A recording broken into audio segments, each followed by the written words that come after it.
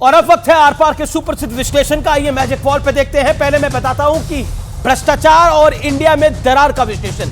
भ्रष्टाचार, भूपेश बघेल बीजेपी का महादेव ऐप में गंभीर घोटाले का आरोप है और क्या यह घोटाला भारी पड़ेगा। दरार, आम आदमी पार्टी ने छत्तीसगढ़ की सरकार को भ्रष्टाचारी करार दिया। कहा छत्तीसगढ़ की कांग्रेस सरकार भ्रष्टाचारी है, इसने करप्शन करी है। महुआ मोइत्रा, भ्रष्टाचार का मामला है, कैश फॉर क्वेरी केस में फंसी है महुआ मोइत्रा। बेहद गंभीर आरोप है। इन्होंने कुछ गिफ्ट्स लेकर सवाल पूछे हैं, ऐसे आरोप लग रहे हैं और जो आरोप लगा रहे हैं वो सबूत भी दे रहे हैं। बर्ताव में आगे और दरार क्या है, बंगाल में कांग्रेस, ममता और लेफ्ट के बीच में सीधा टकराव है। अधीर बाबू तो यह तक कहते हैं कि ममता बनर्जी कांग्रेस को समाप्त करना चाहती है। बर्ताव में आगे केजरीवाल, शराब घोटाले में ईडी का संबंध है। आप सरकार को घोटालेबाज बता चुकी है कांग्रेस पार्टी। कांग्रेस के कई दिल्ली के नेता और पंजाब के नेता आम आदमी पार्टी की सरकारों को करप्ट बता रहे हैं। सोनिया गांधी, राहुल गांधी और चिदंबरम जमानत पर है। अखिलेश ने कांग्रेस को चालू और धोखेबाज पार्टी कहा है और बदले में कांग्रेस ने क्या कुछ कहा है मुझे बताने की आवश्यकता नहीं है। बड़ा सवाल यह है, भ्रष्टाचार और स्वार्थ गठबंधन के अस्तित्व पर भारी पड़ रहा है। और मेरे साथ बात करने के लिए कई दिग्गज मेहमान हैं। सबसे पहले शहजाद पूनावाला है, भारतीय जनता पार्टी के प्रवक्ता, उनका अभिनंदन है। ए.के. वाजपेयी है, एलजेपी रामविलास के प्रवक्ता, उनका अभिनंदन है। तौसीफ खान है, टीएमसी के विचारक। रीना गुप्ता है, आम आदमी पार्टी की प्रवक्ता। और मेरे साथ आचार्य प्रमोद कृष्णम है, उनका अभिनंदन है। वो आए और आज लंबे अरसे बाद वो आर पार में वापसी कर रहे हैं, हमारे कार्यक्रम में वापसी कर रहे हैं। आचार्य जी, आपका अभिनंदन है। पहला सवाल तो आपसे ये बॉयकॉट एंकर्स के साथ आप आ गए, क्यों? नहीं अमित जी, कुछ कंफ्यूजन हुआ। बॉयकॉट वाला जो फैसला था इंडिया गठबंधन का, वो तो सारे फैसले लोकसभा के लिए हैं।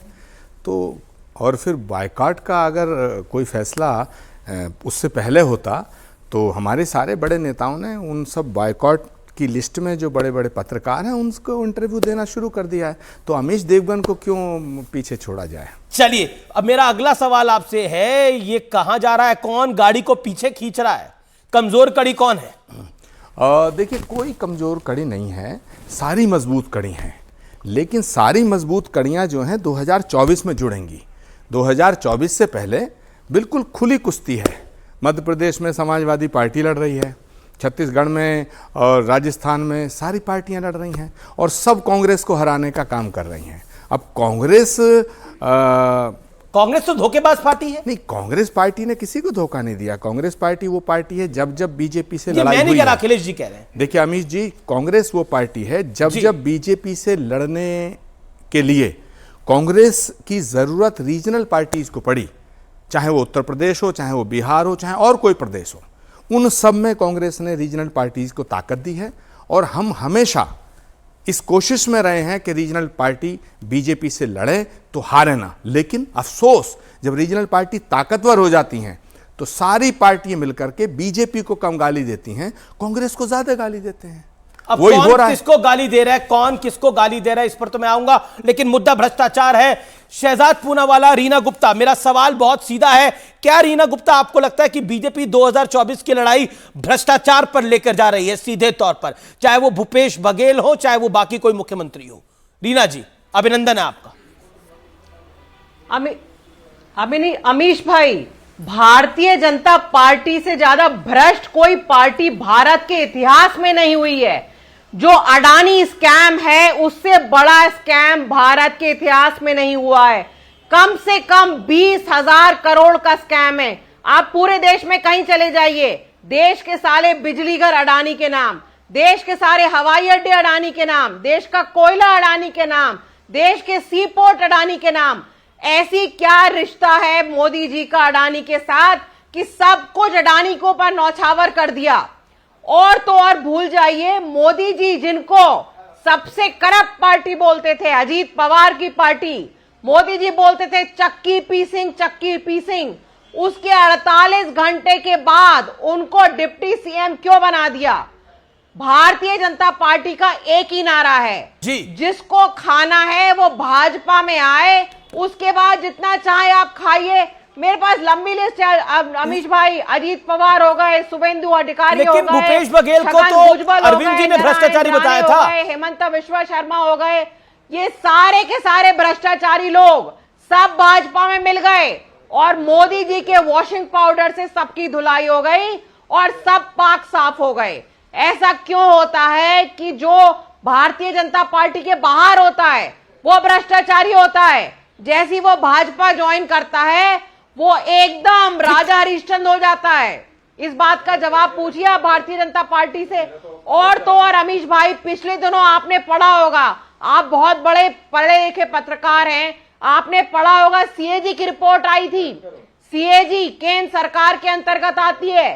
सीएजी की रिपोर्ट में लिखा था कि द्वारका एक्सप्रेसवे जो इन्होंने बनाया है 250 करोड़ 1 किलोमीटर का, उसमें इन्होंने हीरे लगाए हैं, जवाहरात लगाए हैं कि सोना लगाया है, चांदी लगाया है, क्या लगाया है कि 250 करोड़ 1 किलोमीटर का।